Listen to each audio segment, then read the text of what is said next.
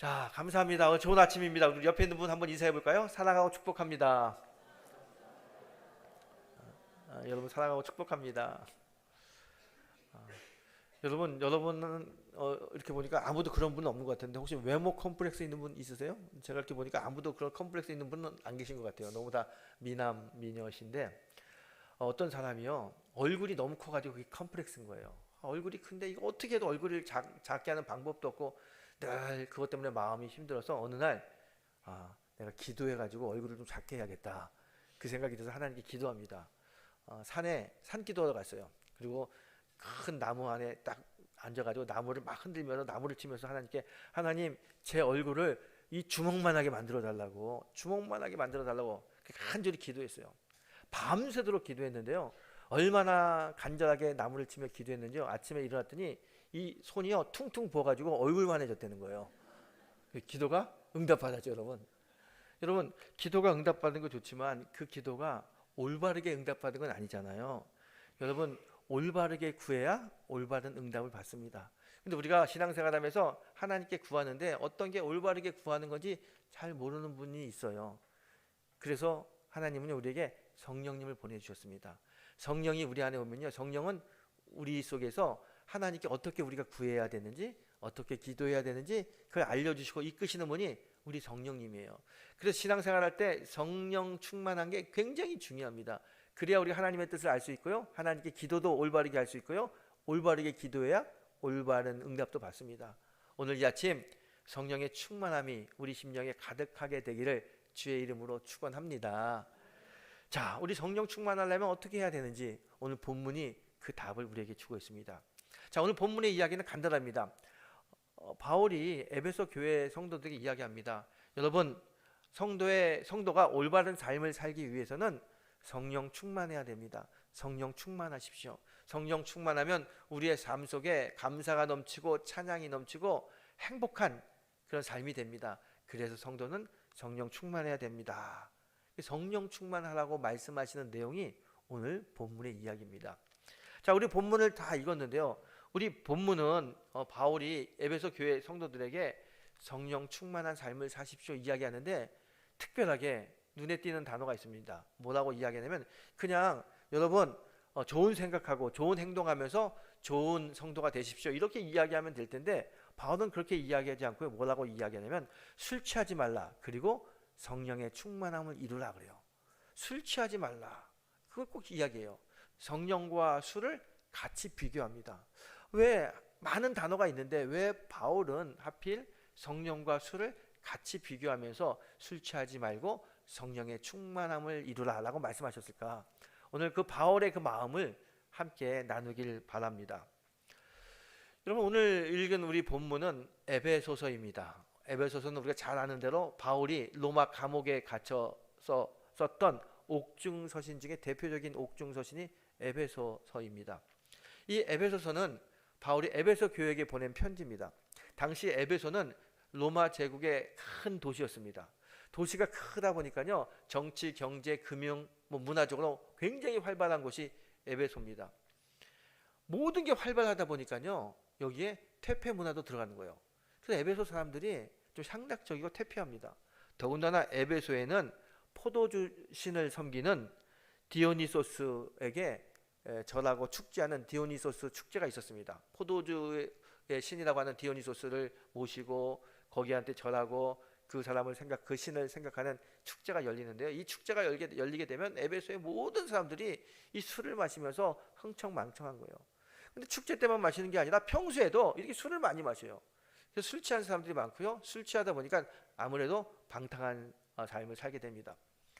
이 에베소 사람들의 이 방탕함이, 술 취해서 방탕한 행동들이 자연스럽게 어디로 흘러오냐면 에베소 교회 교인들에게도 흘러오는 거예요. 에베소 교인들이 문화적으로 이 술이 관연하다 보니까 자기도 이렇게 술 한 잔 두 잔 마시면서 점점 방탕한 생활로 빠집니다.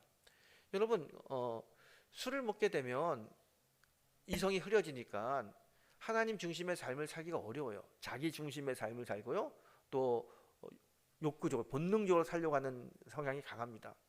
하지만 하나님은 성령 충만하면서 뭐라고 이야기합니까? 사람 자기 중심으로 사는 게 아니라 하나님의 뜻을 이루기 위해서 하나님 중심으로 살라고 이야기하죠. 그런데 이 에베소 교회는 자꾸 술 취하면서 방탕하면서 하나님과 점점점 멀어집니다. 하나님의 뜻을 이루기보다는 자기 생각나는 대로 자기 뜻대로 하려고 하는 사람들이 많아지면서 점점 하나님과의 관계가 악화되고 영적으로도 타락하게 됩니다. 이렇게 영적으로 타락한 에베소 교회를 보면서 바울이 너무 안타까운 거예요. 그래서 이 에베소 교회 사람들이 다시 영적으로 거듭난 하나님의 자녀로 살아야 되는데 어떻게 하면 이들이 다시 하나님 앞에 바로 설 수 있을까 고민하다가 편지를 쓰면서 이야기하는데 뭐라고 이야기하냐면 에베소 교인들에게 성령 충만을 받으십시오. 성령 충만하십시오. 이렇게 이야기합니다. 바울이 보기에 에베소 교인들이 성령이 충만해야 그 타락한 삶에서 방탕한 삶에서 회복이 되고 하나님의 뜻을 이룰 수 있을 것 같아요. 그래서 아주 강력하게 성령 충만을 이루라고 이야기합니다. 여러분 바울의 이야기를 들어보십시오. 지혜 없는 자같이 하지 말고 오직 지혜 있는 자같이 세월을 아끼라 그래요. 이 바울이 이야기하는 지혜 없는 자는요 세상의 지식을 이야기하는 게 아닙니다. 하나님의 뜻을 아는 것을 지혜라고 이야기해요. 지혜 없는 자 무슨 말이냐면 하나님의 뜻을 모르는 사람처럼 살지 말고 하나님의 뜻을 잘 알아서 하나님의 뜻을 이루어 드리는 그런 지혜 있는 사람처럼 살아라 라고 말하는 겁니다. 그 하나님의 뜻 하나님께서 어떤 말씀을 하시는지 그 분별하기 위해서 우리에게 필요한 건 뭐냐면 성령의 충만함이에요. 그래서 바울은 성령의 충만함을 이루라 라고 이야기하는 겁니다. 특별히 술 취하지 말라 이는 방탕한 것이니 오직 성령으로 충만함을 이루라. 여러분 술에 취하면 세상이 자기를 지배합니다. 하지만 성령에 취하면 우리가 세상을 지배합니다. 하나님께 순종할 수 있고요 하나님의 뜻을 따를 수 있는 사람 성령에 충만한 사람들입니다. 그래서 바울은 이 에베소 교인들에게 성령의 충만함을 이루라고 계속 이야기하는 거예요. 근데 여러분 이 성령의 충만함 우리가 다 성령 충만함을 받기 원하지 않습니까? 이 성령 충만함은요 우리가 생각하기에 특별한 사람만 가지고 있는 그런 은혜인 것 같아요. 보게 되면 성령 충만하세요 그러면 방언을 생각하고 신유를 생각하고 뭐 예언을 하고 막 이런 걸 생각하는데 물론 그렇게 틀린 말은 아니지만 그게 다 성령 충만을 이야기하지는 않습니다. 여러분 성령 충만은 어떤 특별한 사람에게 나타난 특별한 현상이 아니라 예수를 믿고 구원받은 모든 사람에게 주시는 하나님의 은혜의 선물이 성령 충만입니다. 그래서 누구든지 구하기만 하면 성령 충만 얻을 수 있어요. 그래서 요한복음 14장 16절에서 예수님은 이렇게 이야기합니다. 내가 아버지께 구하겠으니 그가 또 다른 보혜사를 너희에게 주사 영원토록 너희와 함께 있게 하리라 그래요. 예수님이 하늘에 올라가시면서 뭐라고 말씀하시냐면 내가 보혜사 성령을 너희들에게 보내달라고 하나님께 간구하겠다. 하나님이 그 말을 듣고 너희에게 보혜사 성령을 너희에게 보내주겠다 그랬어요. 성령을 뭐라고 이야기하냐면 보혜사라고 이야기합니다. 이 보혜사의 뜻은 위로하는 자, 돕는 자는 거예요. 돕는 자. 예수님 뭐라고 말씀하시냐면 내가 하늘에 올라가면서 너를 돕는 자, 네가 힘들고 어려울 때 위로하는 성령을 하나님께 보내주라고 내가 부탁했고 하나님은 내 부탁을 듣고 너를 돕는 자, 위로하는 성령을 보내주셨어. 너희들 주변에는 다 성령이 있어. 누구든지 그 성령과 함께 하나님의 뜻을 이루는 사람이 되거라. 예수님의 말씀이에요. 여러분 예수님이 보내준 이 성령은 우리를 하나님의 뜻에 맞는 사람으로 이끄십니다. 힘들고 어려울 때 위로해 주시고 우리를 도우면서 하나님의 사람으로 한 발 한 발 믿음의 발걸음을 걸을 수 있도록 돕는 분이 우리 성령님이에요. 그래서 저는 이런 생각을 해봅니다. 성령 충만이 뭐냐? 다른 게 아니라 성령 충만은 하나님의 약속의 선물이다. 그렇게 이야기하고 싶습니다. 여러분 성령이 뭐라고요? 성령 충만은 하나님의 약속의 선물입니다. 하나님께서 예수님의 말씀을 듣고 뿐만 아니라 그 이전부터 성령 충만을 다 우리에게 보내주셨어요. 누가복음 11장 13절에서 예수님이 이렇게 말씀합니다. 너희가 악할지라도 좋은 것을 자식에게 줄 알거든 하물며 너희 하늘 아버지께서 구하는 자에게 성령을 주시지 않겠느냐 그래요. 여러분 보세요. 어떤 부모라도 자녀가 달라고 하면 좋은 것을 주는 게 부모의 마음입니다. 악한 부모도 자기 자식에게는 좋은 것을 주는 게 부모의 마음이에요. 그게 부모인데 하물며 하늘 아버지가 우리가 구하는 거 주지 않겠느냐. 우리가 구하면 특별히 성령을 구하면 하늘 아버지는 성령을 주신다. 그래서 성령은 하나님의 약속이라는 거예요. 구하는 자에게 주시겠다고 하신 하나님의 약속. 그래서 누구든지 성령 충만할 수 있습니다. 어떻게 하면요, 성령을 구하면 돼요. 성령님 나에게 임재하여 주시옵소서. 하나님 제가 성령 받고 싶어요. 성령의 충만함을 주시옵소서. 누구든지 구하면 하나님께서 이미 우리에게 성령을 주시겠다고 약속했기 때문에 성령의 충만함을 주십니다. 성령의 충만함을 임할 수 있습니다. 그래서 성령 충만은 하나님이 우리에게 주신 약속의 선물이다, 이렇게 이야기하는 겁니다. 여러분, 하나님이 약속하셨어요. 성령 충만은 하나님이 우리에게 약속한 은혜의 선물입니다. 성령 충만하시길 축복합니다. 여러분, 우리가 성령 충만하면 어떤 일이 벌어집니까? 성령 충만하잖아요. 우리의 삶이 바뀝니다. 이 혼란스러운 세상 속에서 하나님의 뜻을 다 구별할 수 있고요, 그 하나님의 뜻을 따라갈 수 있습니다. 우리가 어떤 걸 결정할 때 왼쪽으로 가야 될지 오른쪽으로 가야 될지 사야 될지 말아야 될지 막 고민이 되잖아요. 그런데 성령 충만하면요, 고민이 되지 않아요. 성령께서 가르쳐 주세요. 오른쪽으로 가라, 이거 사지 마라, 그 사람 만나지 마라, 그 사람 만나라. 다 성령님이 가르쳐 주시고 인도하시기 때문에 하나님의 뜻을 이룰 수 있습니다. 그래서 성령 충만하면요, 우리의 마음속에 담대함이 임합니다. 여러분, 우리가 인생 살면서 어려운 일을 만나면 두렵잖아요. 그리고 좌절합니다. 왜 두렵고 좌절합니까? 우리 안에 성령이 충만하면, 아, 하나님이 나에게 임하고 하나님이 나의 갈 길을 다 알려주시는구나, 그런 마음이 있으면 두렵지 않아요. 어떤 어려움이 온다 하더라도 보혜사 성령이 나와 함께 하니까 그분이 나를 돕는데 이 어려움을 내가 극복할 수 있지. 어디로 가야 될지 몰라서 두려울 때 성령이 나의 길을 가르쳐 주니 내가 그 길 따라 아멘하고 순종하면 하나님께서 원하는 방향에 가 있을 거야. 그런 생각이 드니까 마음이 담대하고요, 두렵지 않습니다.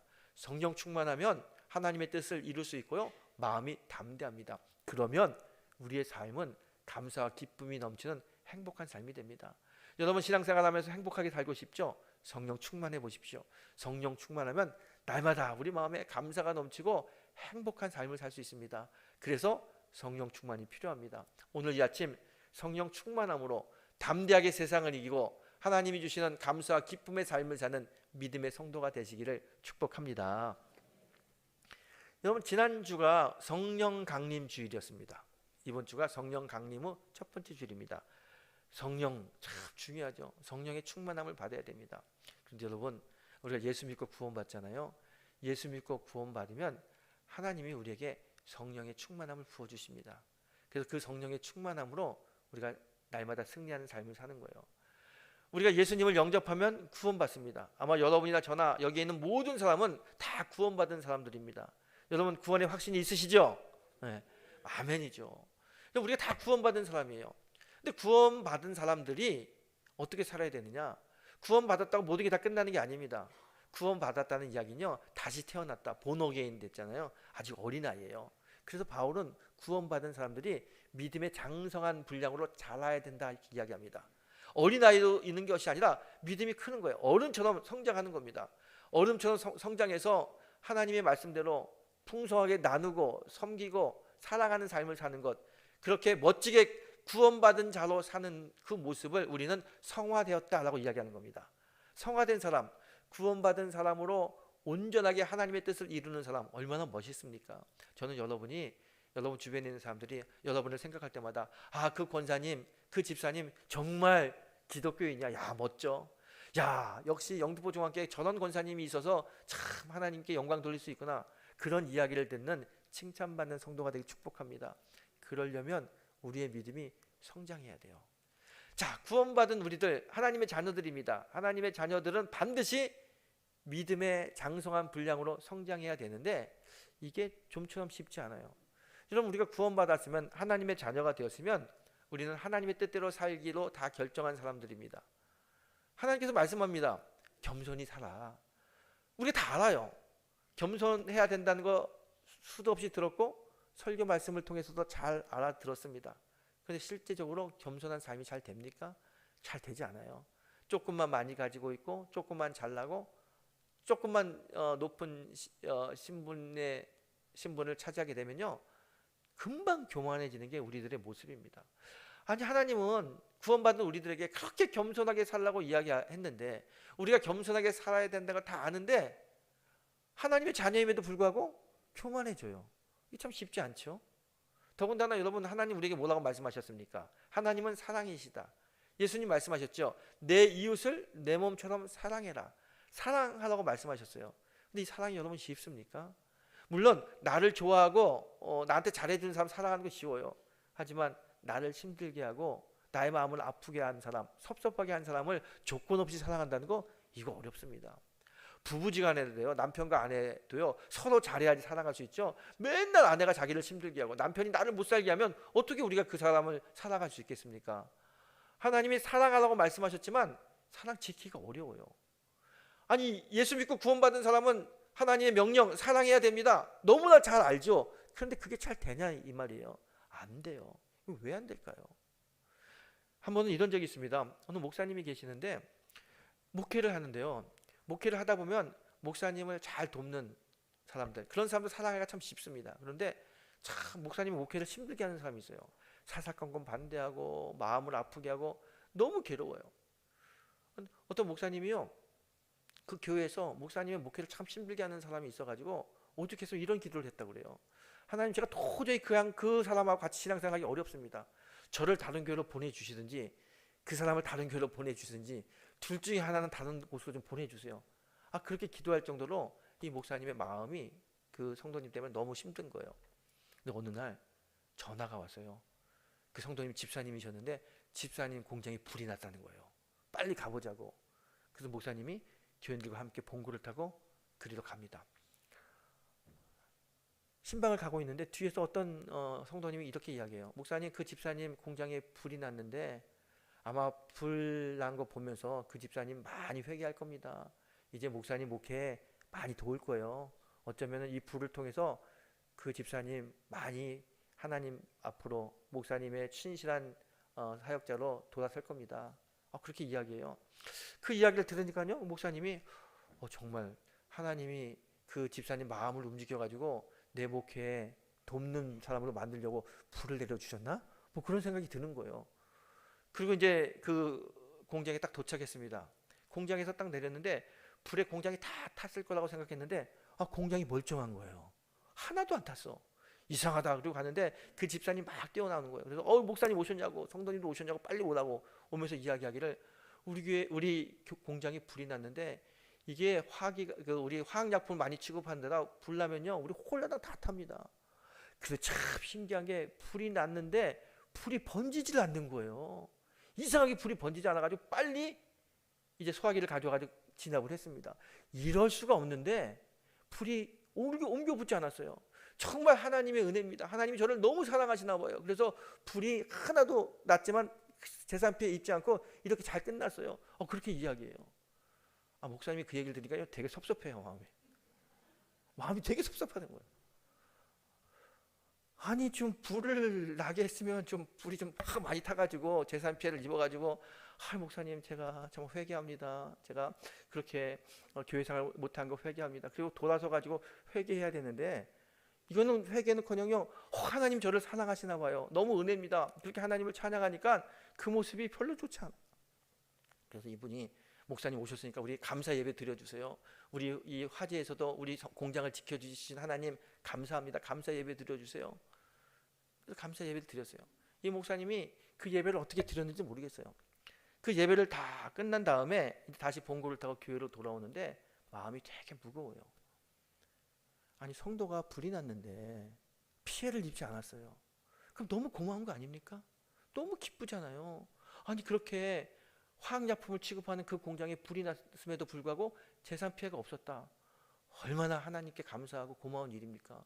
그렇게 고마운 현장을 봤는데 목사님의 마음은 기쁘지 않아. 내 마음이 왜 이렇게 기쁘지 않을까? 아니 성도가 아무 사고 없이 하나님의 은혜로 그 어려움을 이겼는데 그러면 기뻐해야 될 텐데 왜 내 마음은 이렇게 무거울까? 마음이 착잡해요. 그리고 교회에 돌아왔습니다. 그리고 다시 성전에 와서 무릎 꿇고 기도하는 거예요. 하나님, 성도가 불이 났는데 재산 피해가 없으면 하나님께서 이렇게 지켜주셨으면 감사하고 기뻐해야 되는데 목사인 제가 그 기쁜 마음이 생기지 않고 마음이 무겁습니다. 이게 왜 그럴까요? 왜 그럴까요? 하나님께 자꾸 기도하는데요. 한참 기도하는데 하나님이 마음에 한 단어를 딱 주십니다. 성령 충만. 그때 목사님 깨닫죠. 아, 내 마음에 성령이 충만하지 않구나. 성령이 충만하지 못하니까 하나님이 사랑하라고 이야기했는데 사랑 못해요. 순종하라고 했는데도 순종이 안 돼요. 성령이 충만하지 못해서 그 성도를 보면서 살아가지 못하는구나. 이 목사님이 깨닫고요, 거기서 막 회개하고 기도합니다. 회개하고 기도했더니 어느 순간에 마음이 따뜻해지면서 성령의 충만함이 임하는 거예요. 아, 그랬더니 모든 사람이 다 예뻐 보이고 모든 사람이 사랑스러워요. 그래서 열심히 목회하면서 지금은 사랑의 목사님이 되어서 목회하고 있습니다. 여러분, 제 얘기 아닙니다. 저건 목사님의 얘기일 거야 라고 생각 안 하셨으면 좋겠어요. 여러분, 우리가 신앙생활 하면서 예수 믿고 구원받았으니까 어떻게 살아야 된다고 다 압니다. 설교도 많이 듣고 성경 공부도 다 해서 하나님의 말씀이 뭔지 다 알아요. 그런데 그 말씀대로 순종하고 살기가 쉽지 않다는 거예요. 순종하기도 어렵고 사랑하기도 어렵고 나누기도 어렵고 너무 어려워요. 왜 어려울까요? 왜 어려울까요? 오늘 그 이유를 사도 바울은 이렇게 이야기합니다. 성령 충만. 성령이 충만하지 못해서, 내 마음에 성령이 충만하지 못해서 내가 예수 믿고 구원받은 자임에도 불구하고 하나님의 뜻을 이루지 못한다는 거예요. 그래서 우리는 성령의 충만함을 받아야 됩니다. 여러분, 성령 충만은 지식이 아닙니다. 성령 충만은 우리의 마음의 방향이 어디에 맞춰져 있냐 이거예요. 우리의 마음이 예수께 맞춰 있고 하나님께 맞춰 있고 성령께 맞춰 있으면 우리 안에 성령의 충만함이 임합니다. 여러분, 구하라 그러면 주실 것이요, 주님 말씀하셨잖아요. 성령을 구하세요. 성령의 충만함을 구하세요. 그러면 성령은 하나님이 주신 은혜의 선물이라고 그랬잖아요. 하나님 우리에게 선물 주십니다. 바울이 이야기하는 이야기를 들어보세요. 에베소 교인들에게 술 취하지 말라, 이는 방탕한 것이니 오직 성령의 충만함을 취하라. 맞습니다. 여러분, 다른 거 볼 필요 없어요. 성령의 충만함을 취해야 됩니다. 그러면 우리의 삶에, 우리의 심령에 성령이 충만하면 우리는 진짜 구원받은 자로 하나님 보시기에 성화를 이루는 삶의 모습으로 살 수 있습니다. 그러기 위해서 성령 충만해야 되는데, 여러분 어떻게 해야 성령 충만합니까? 제가 아까 그랬잖아요. 하나님께 구하라고 간절한 마음으로 구하면 성령의 충만함이 임한다고 그랬죠. 여러분, 이건 제 말이 아니고 성경의 이야기입니다.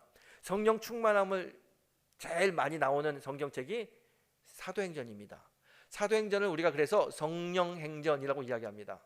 사도행전을 보게 되면요, 성령의 충만함이 임했던 내용들이 많이 나옵니다.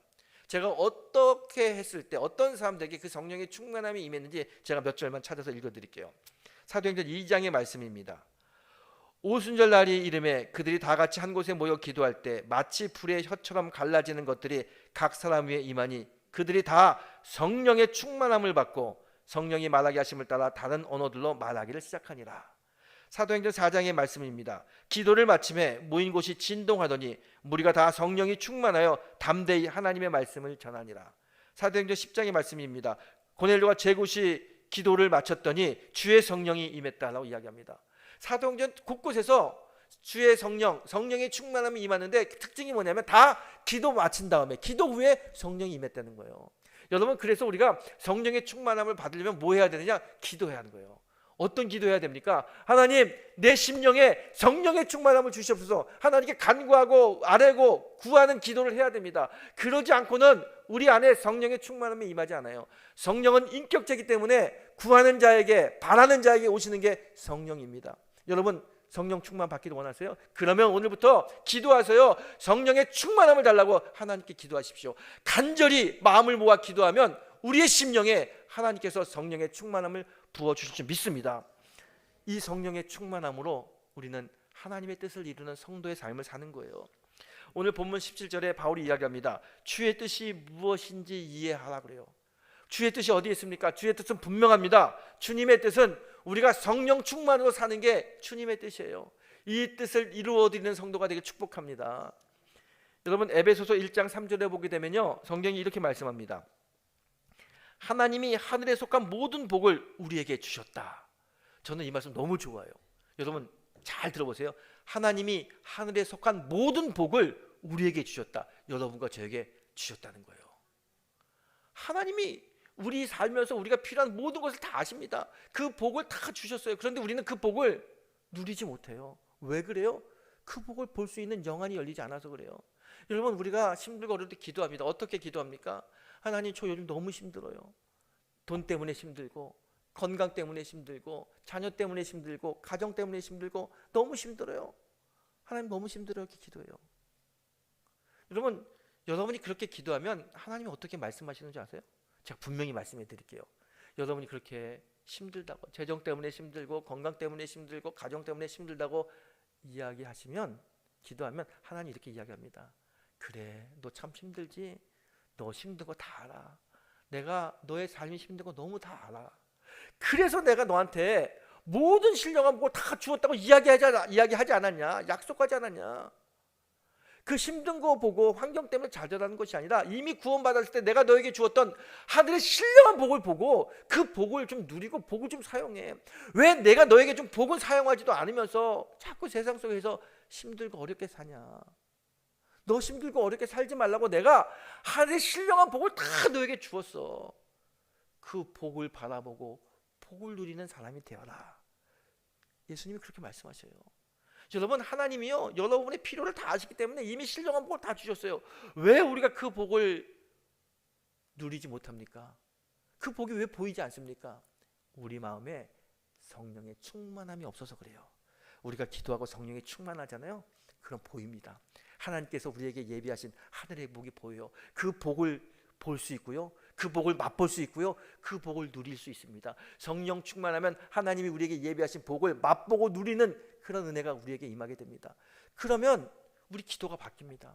하나님, 저 돈 때문에 힘들고 건강 때문에 힘들고 관계 때문에 힘들어요. 그런 힘들어요 기도가 아니라 성령 충만하면 기도가 바뀌어요. 하나님, 감사합니다. 제가 재정 때문에 어렵고 건강 때문에 어렵고 관계 때문에 어려운데 하나님, 하나님께서 이미 이 어려움을 아시고 어려움을 이길 수 있는 하늘의 신령한 복을 다 주셔서 감사합니다. 이제 그 복으로 주신 그 은혜로, 그 능력으로 이기게 하시며 물리치게 하시며 승리케 하여 주시옵소서. 하나님, 이제 하나님이 주신 신령한 복을 제가 맛보고 누리는 그런 신앙의 사람이 되길 원합니다. 기도가 그렇게 바뀌어요. 여러분, 이렇게 기도가 바뀔 때 우리가 기도한 대로 우리는 하나님께서 주신 신령한 복을 누리는 성도가 됩니다. 여러분, 기억하십시오. 하나님은 이미 우리에게 하늘의 모든 신령한 복을 다 주셨어요. 그 복을 누리고 맛보고 섬기는, 이용할 수 있는 그런 성도가 되길 원합니다. 그러려면 무엇이 필요합니까? 성령의 충만함이 필요합니다.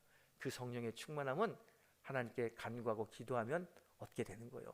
기도를 통해서 성령의 충만함으로 하나님께서 우리에게 예비하신 하늘의 신령한 복을 누리는, 맛보는 믿음의 성도가 되시기를 이 아침 주님의 이름으로 축원합니다. 기도하겠습니다.